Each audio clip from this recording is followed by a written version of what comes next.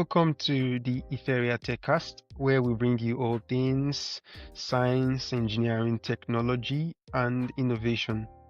Today, we are joined by Jon Ferrara, a true pioneer in the world of customer relationships.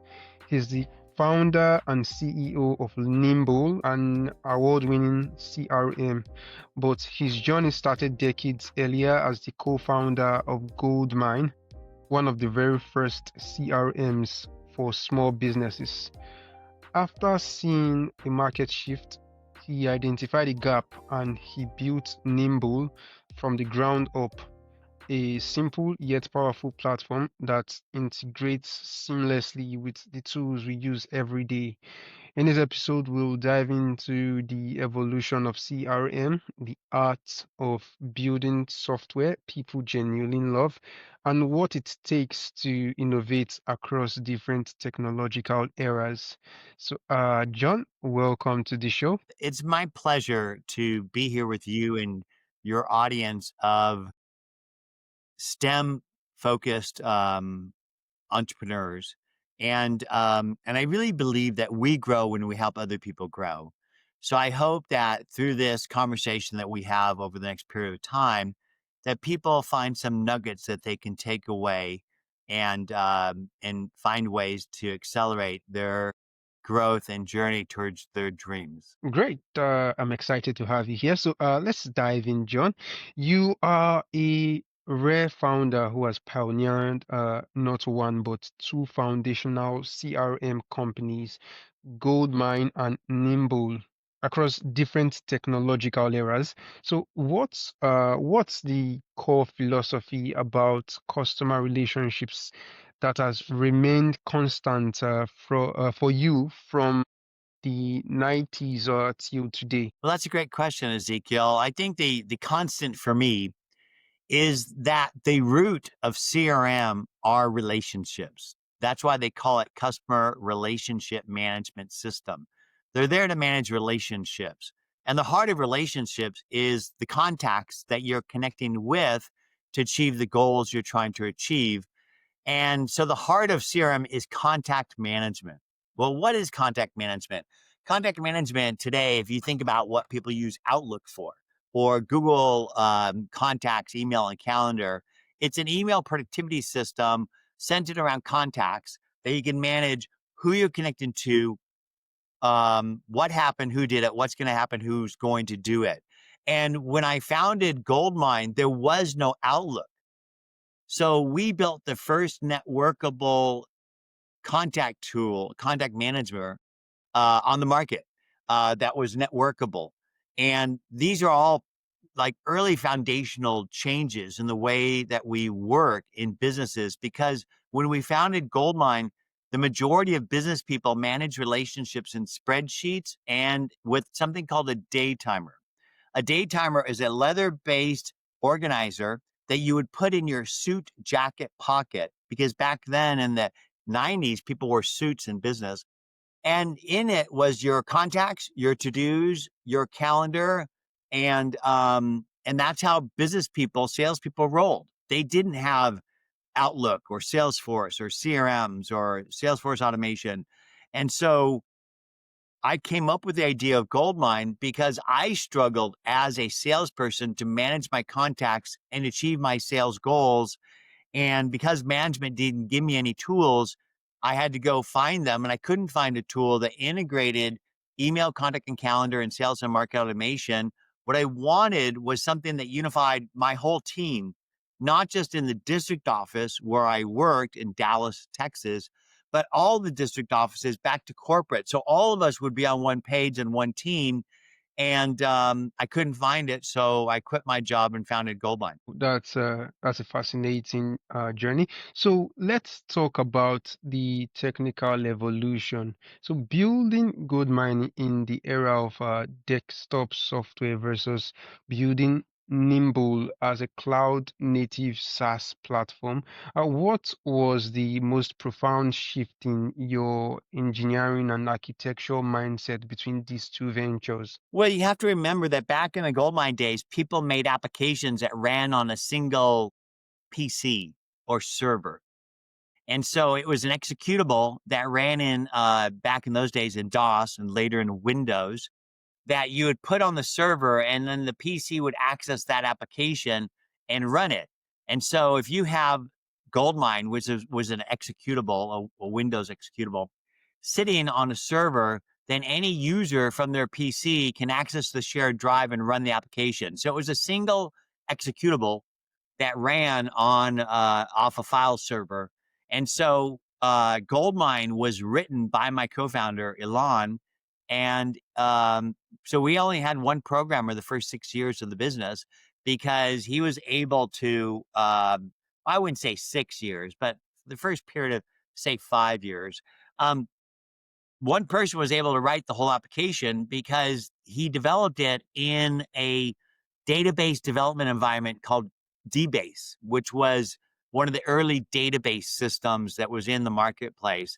And DBase enabled you to create a application and run it over a network. And so it didn't take the back end people, the front end people, the people that had to manage the architect, all the issues associated with SaaS, which makes it a little bit more difficult to implement today. So it was much easier for two kids in an apartment in Los Angeles to come up with an idea, develop an application, and begin to sell it without having to go sign up accounts at Amazon or Microsoft Azure and get the full stack engineers or the front end and back end engineers, and then also the UI people to code it. And it was a lot easier to start a company back then and a lot less competition. Okay, so John, could you give us an overview of what you are currently building, that's Nimble? Just tell us what the software is about, how it actually works, and who really needs it. Sure. So there's 225 million global businesses in the world. Less than 1% use any CRM. Most people manage contacts in spreadsheets or in Google Contacts or Microsoft Outlook.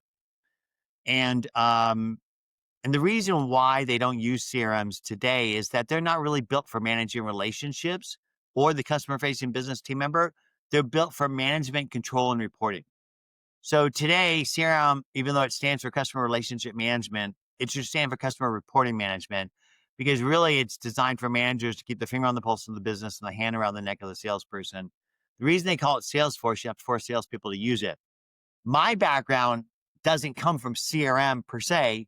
It really started in contact management for the team, because I believe that everybody in the team touches the constituency around your business throughout the life cycle of their relationship with your company, and that everybody in the company should be using a common contact system to manage those contacts, the things that need to get done, and the things that and to view the things that have been done.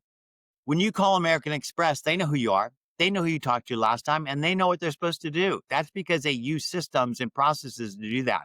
That's what CRMs are designed for. But most people don't use it for that. They use the CRM to pound leads till they buy or die.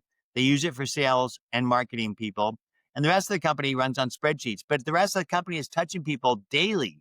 People in biz dev, PR, management, shipping, accounting, HR, etc. And so Nimble follows the philosophy of Goldmine in that it is the contact platform, the CRM for the whole company, not just salespeople, and it has the ability to manage all the key things that you need to do to achieve your business goals. The heart of it is contacts. And so if you think of Microsoft Outlook or Google Workspace, they're basically email productivity systems, email, contact, and calendar. And Nimble layers on top of that, ingesting all of your contacts, all of your history of emails and calendar appointments that you and the team have done, and then unifies that into a shared contact platform and enriches the contacts with people and company data. So you don't have to Google them, you Nimble them. And when you view a record, you see everything that's happened, who did it, everything that's going to happen, who's going to do it. And then you can manage the follow up and follow through that you need to do, because business is really about the basics. It's saying what you're going to do and doing what you say. But most people don't do that because they don't schedule the follow up after a call. they don't follow up on an email properly by scheduling the thing that they need to do. And the reason they don't do it is because they have to go to the CRM to do it. So the biggest cause of failure of CRM is lack of use. The second is bad data. Lack of use because you have to go to it to use it. Bad data because you go and Google people and then go type in the CRM, what you know about them. And then you engage with them in email, calendar, and social. And then you have to go log what you did and you're doing all the work. So I believe that your CRM should automatically build itself from the contacts you have, which exist in Microsoft or Google or both, Twitter, Facebook, LinkedIn, your accounting system, your marketing system. We unify all that together. And then we work back where you live because you live in your inbox. You live in LinkedIn. You live wherever you're engaging. And Nimble has a plug into your Chrome browser that'll automatically bring up the record if it exists. So you could say, oh, here's Ezekiel. Here's the last time I did whatever with him. And here's what I need to do. Or if they aren't in your Nimble system, you can click one button and that record's automatically lifted out of LinkedIn and automatically put into Nimble. And it's enriched with all the people and company data. And then you can do what you need to do with them. And so Nimble is unique in the market because it is a CRM for the whole company, not just salespeople. It has outcomes other than deals because not every relationship is dollar denominated. It doesn't result in a dollar. Like our relationship is not going to result in revenue per se directly, but it's going to result in opportunities that get created from this initial conversation that we're having. So we're basically building relationships, and Nimble has workflows that enable you to manage repeatable processes through stages, kind of what people use for spreadsheets, which means you could use Nimble beyond just dollar deals. You could use it for hiring, raising money, getting a job, reaching out for PR or biz dev or influencer marketing or all kinds of things. And so I think that the thing that makes Nimble unique is it's for the whole company, not just salespeople.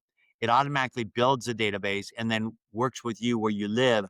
And then finally, it integrates all the key features you need to grow your business from a sales and marketing automation perspective without having to buy 5 different tools. So today, if you buy a CRM, it's not enough to grow your business.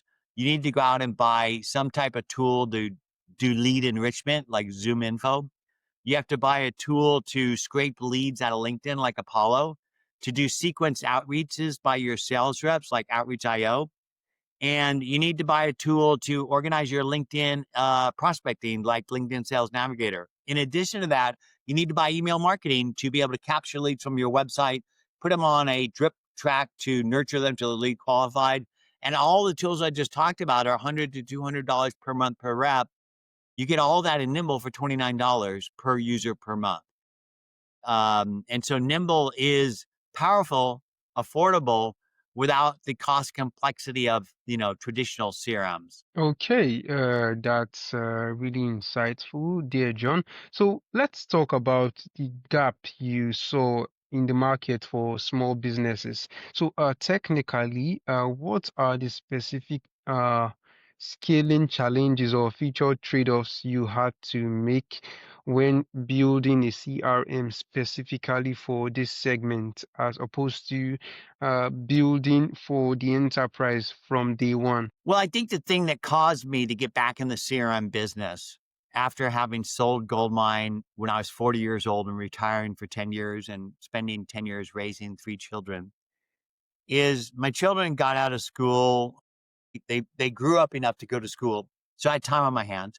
I started to use social media, Twitter, Facebook, and LinkedIn when they first started 15 years ago. I immediately saw how they're going to change the way we work, play, buy, and sell. I looked for a relationship manager that would enable me to grab the contacts, the relationships I was building in all those different platforms, Twitter, Facebook, LinkedIn, Crunchbase, AngelList, etc., and to bring them into my own database. Because when the contacts are in LinkedIn or Facebook or Twitter or AngelList, wherever they are, or even in your email productivity system, you can't really do the things you need to do to grow your business. You should be able to segment your database and then do targeted communications and outreaches in order for you to achieve growth. And so I couldn't find a tool that would integrate contact management or CRM to social. And so I saw the opportunity to pioneer social CRM and social selling I got LinkedIn to give me their public and private APIs and basically built LinkedIn Sales Navigator before it existed. And that's really where we got our foot in the door of being unique in the CRM market and really building our brand when we first started. Unfortunately, LinkedIn decided to build LinkedIn Sales Navigator, and they cut off the API and from us and everybody else. Facebook also cut off the API because they don't want you consuming Facebook in a third-party application. They want you consuming it in Facebook so they could sell your eyeballs. And Twitter started to get really expensive to use their API. So we had to shift from social CRM and social selling to really what I call the CRM basics. And so Microsoft about that time was launching Microsoft 365. They're going to the cloud, and I knew that they would eat Google. So Microsoft doesn't innovate; they iterate. They wait for somebody else to build the market until it's big enough, and they come in with something good enough. They build something to replicate whatever the market leader is doing, and then they eat that market leader with their muscle, billions of users and hundreds of thousands of hours. And I've seen them do it time and time again. Microsoft didn't invent word processing. That was WordPerfect, or really WordStar. They basically dominated it later. They didn't invent databases. That was DBase, Ash and Tate, but they came out with Microsoft Access and dominated it, and then SQL Server. They didn't invent email servers with Exchange, but they came out with it afterwards. They didn't invent file servers. Novell did, but they came in afterwards with NT Server. And so I knew that they would dominate email productivity. So we built integrations with Microsoft 365. We built relationships with Microsoft leadership, and they now are a global reseller. They're globally selling Nimble through all their distributors and resellers as a simple CRM for Microsoft 365. So we're really shifting from our roots, where we really pioneered social CRM and social selling, to being the engagement growth engine for individuals and teams and small, medium, large, and enterprise companies by giving them the core sales and email marketing features they need in a singular package without them going out and having to buy 6 different tools and spending all that money on those products and trying to get them to all work together, which they never can. All right. So, John, you've been a champion of social selling long before it was a common term. So, from a data perspective, how does Nimble's system intelligently unify contact information from social profiles with traditional CRM data to create a single actionable view? Let's step back and say, well, why do we want a single view of people and companies? I think it's your job as a business person to understand who you're approaching, what their company's about, what products they sell, what is their marketplace opportunity, what are their challenges, and how can you help them grow? If you do that properly, then you're going to be able to earn that person's trust, get them to open up to you about their business issues, which as a professional you can then solve. In the old days, we did that by going in somebody's office and looking at their walls, looking at the books they read, the degree of the school they went to. All these things give us clues into who this person was. I call it the 5 F's of fellow of relationships: family, friend, food, fun, and fellowships. These are the commonalities that you would share with somebody to earn that intimacy and trust, so that they would open up to you and tell you what you need to know to help them grow. We did that in person in the old days. Today, we do it digitally. We go to somebody's LinkedIn and their company website, and we Google them, we read articles about them. But it's a lot of time, and most people don't do it. So most people do not prepare before they go into a meeting, and you should. So Nimble will automatically, if you give Nimble my name, Jon Ferrara, it'll automatically say, oh, Jon Ferrara, CEO of Nimble, lives in wherever, and he used to be CEO of GoldMine, and this is Nimble's marketplace and their positioning, etc. And then you, rather than spending 20 minutes preparing for the meeting by having to look all that up, can spend 5 minutes reviewing it and getting a gist of who this person is and have a much better opportunity to engage with them. And so I think that's one of the key things that we do. And we do it not just inside the CRM, we do it where you engage, because we spend a lot of time in LinkedIn. We spend a ton of time in our email inbox. And so if I'm looking at somebody's LinkedIn record and I want to grab it and get their email and put them on a drip track, you can do that easily with Nimble. Okay, so John, looking back at the acquisition of GoldMine and then starting Nimble, what was a key lesson you learned about technology or product strategy the first time around that you applied or deliberately did differently the second time? So we started GoldMine in an apartment with only $5,000 of money in the bank, two kids. Um, we're able to grow it to hundreds of millions of dollars a year in revenue. And I think some foundational things enabled us to do that. Number one is our target audience was small businesses, but how do you access small businesses at scale? Advertising? I don't know. It's a lot of money and I don't know how to do it. I certainly didn't then. So I figured out that the easiest way to access your prospects is to build a pay it forward relationship with their trusted advisor. So if my prospect was small businesses, which trusted advisor of small businesses would be best for me to build that relationship with? So they not only became storytellers for us, but resellers for us, installers for us. So it was the guy that sold them or gal that sold them the technology that they run their business on, the technology reseller. Back in those days, people bought PCs and then wanted to share printers and hard drives and applications, so they needed to buy a file server, and they bought that from a network reseller. So I cold called every network reseller in the country, and I got them to use GoldMine because people sell what they know and they know what they use. That's how we got to our first $100,000 a month in revenue. And then the resellers said, "Well, John, we've sold to all our existing customers. We need leads from you to sell more." So again, I didn't know how to advertise. So I figured, well, where would my prospects go to learn about how to be better, smarter, faster? And those are the technology and business publications that they read in order to grow. And so that's like PC Magazine, Forbes, Fortune, all the different publications that they learn about how to achieve their business goals and about technology. And I contacted the editors there and I said, "How can I help you write more stories?" They said, "Tell us stories about how businesses are using technology to grow." And so I started telling them stories and they started to repeat those stories. And that's how Nimble won more awards and got more print than any other product combined.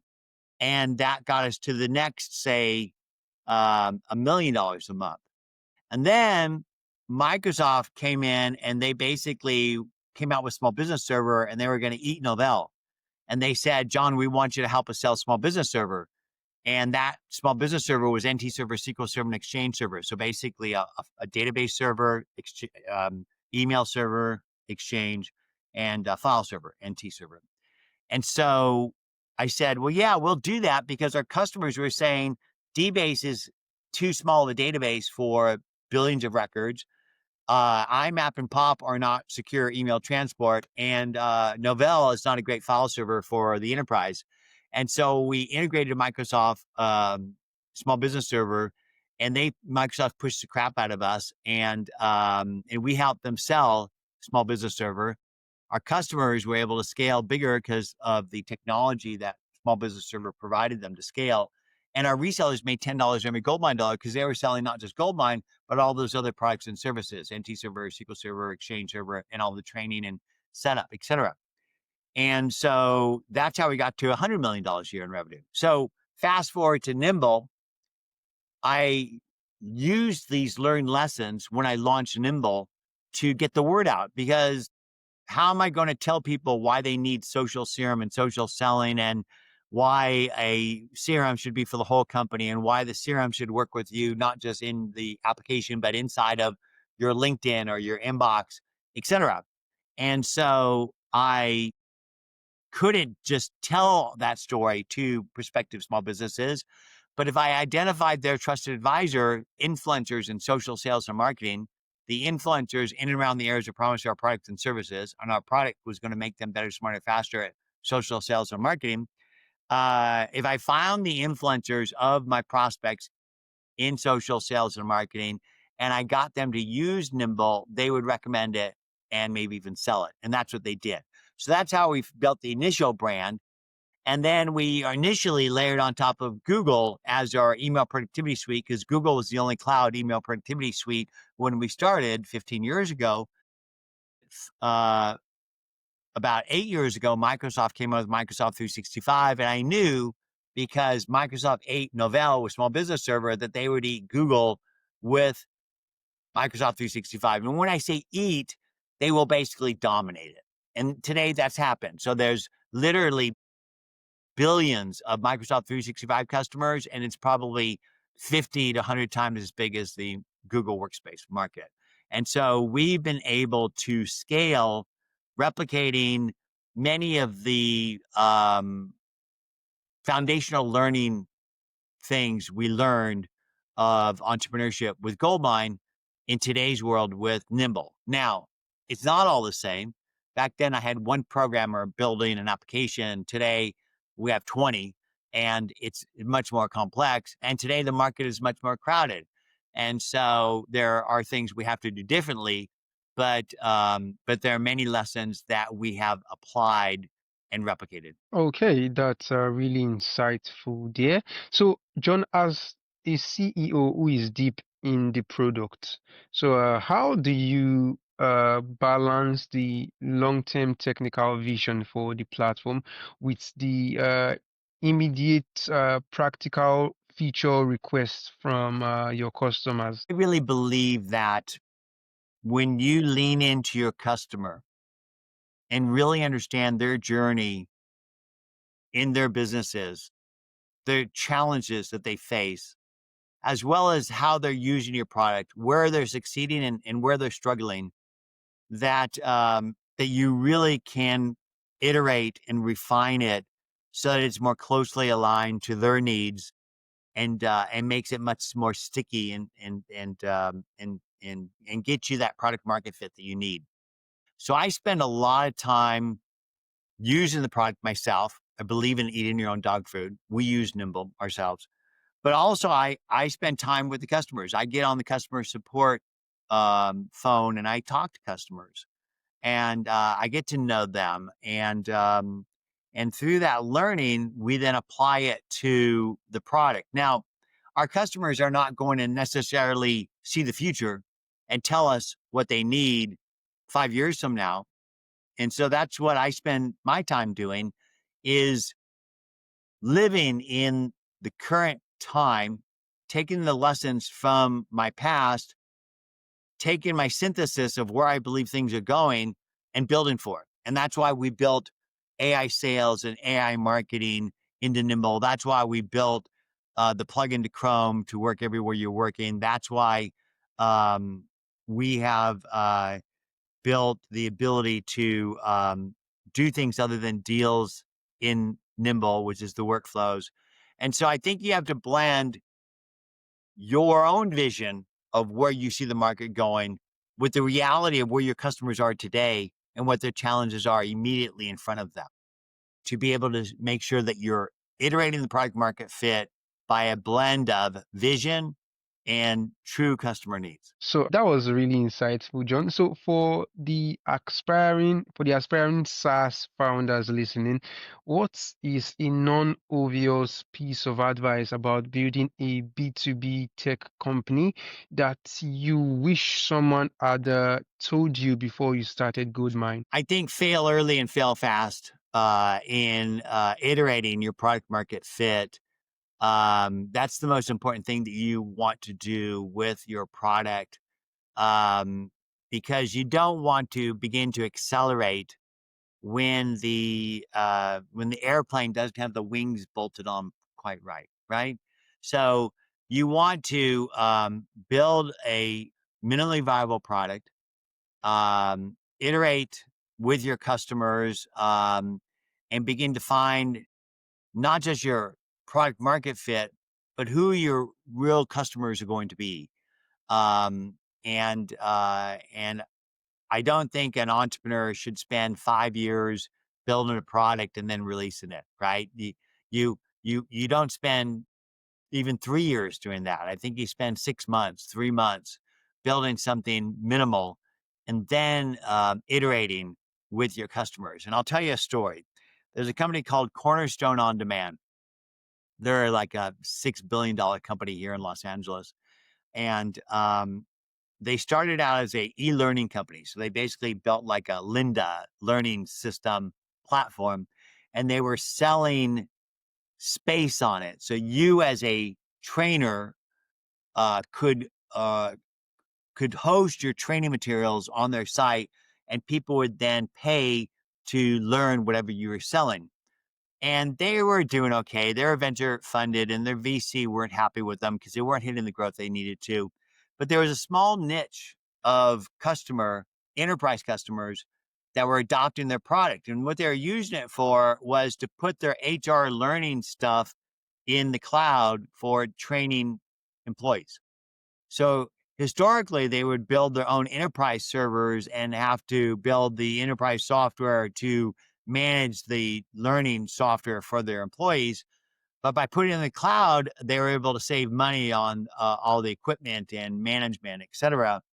And so the company had to pivot. They had to decide, do we want to continue to try to be a learning company, or do we want to become the enterprise HR learning platform? And they did the latter, and they grew tremendously. And the funny thing is GoldMine started out as an accounting system, and we pivoted to CRM and contact management after the first 6 months or year.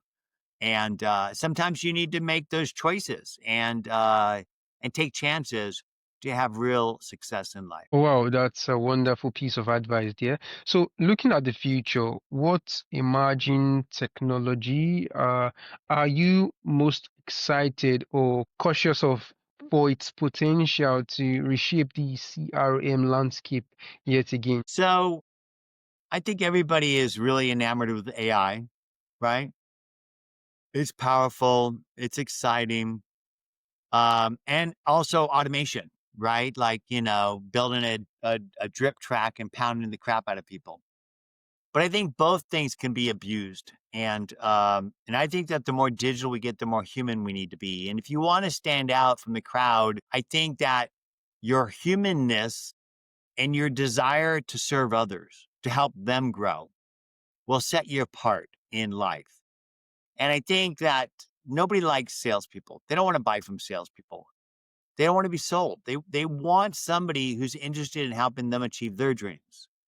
And Zig Ziglar said, more you help others grow, the more you will grow. So I think that we need to change our mindset as entrepreneurs or even as salespeople, and stop thinking about how much you can make off of somebody, how much money you can get out of somebody, and think about how much you can help somebody else grow, and do it in a human way that makes you stand out, as opposed to a digital way that makes you look like you're just pounding on them. And AI that just feels so impersonal. You overuse AI and automations. I think that that is a problem today. And I think if you want to stand out, you need to fight against some of that. I'm not saying that AI isn't great or even automations, but used properly. But I don't think that you should let it drive everything. Okay, that's really interesting. So, having innovated at the forefront of customer management for decades, what does the word innovation mean to you in the context of building technology that genuinely helps people connect and do business? So I think it's not really anything fancy, the technology. CRM is just a database. A database is essentially computer technology that organizes database. And most people don't really know why they're buying a CRM. They just buying it because everybody else has one, and they don't really think about how they're going to use it. What do they want to put into it, and what do they want to get out of it? And I think that that's the place you should start if you're going to think about any using any tool, right? Any technology tool. What do you want to put into it? What do you want to get out of it? So a CRM database has contacts. And why are you connecting with people? Why are you managing contacts? What do you want to get out of them? And I think that that's where you really want to start with your CRM. And I think that most people don't really think about that. I think that most business people, most entrepreneurs are so busy doing whatever it took to get in business for them to stay in business that they don't have time to step outside of their normal hustle, their hamster wheel that they're on, to really take time to look at their business and look at their challenges, come up with solutions and implement them properly. And that's where consultants can be good for, or maybe a good use for AI. But I do believe that most CRMs, most people don't use CRMs because they're not designed for relationships. Most people use spreadsheets and they struggle managing contacts. But I'll leave you with this on that. Your network and your brand are your net worth. And everybody should be managing their network properly because it's the relationships that you build on a daily basis that will help you achieve your dreams. And ideally, you have the philosophy in your life that every key person you meet in your life, you're spending enough time to build a connection, to learn enough about them, to add some value to their life, even if it's just your moment of presence with your eyes and your ears and maybe a smile as well. Great. So finally, John, for our listeners who are builders and want to see the platform in action, want to experience the architecture you've built, where is the best place they can go? So Nimble is at nimble.com, Nimble. They could go sign up for free for 2 weeks, no credit card required. If after using the program and they see that it would be valuable to them, they could sign up. It's $29 per user per month. And I'm happy to give them 40% off their first 3 months. Just use the code JON40 and they could save some money. Great, John. It's been a really insightful conversation with you, and I'm excited to have you on the show today. Thank you, Ezekiel. And I'd like to leave you with this. If you want to use Nimble, we're happy to set you up with it and teach you how to use it. And I think you could use it for achieving your goals, but also managing your podcast engagement and outreach.